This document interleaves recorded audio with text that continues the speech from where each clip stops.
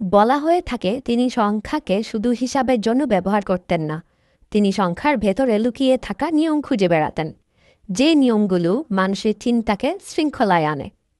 তার নাম আল খোয়ারিজমি।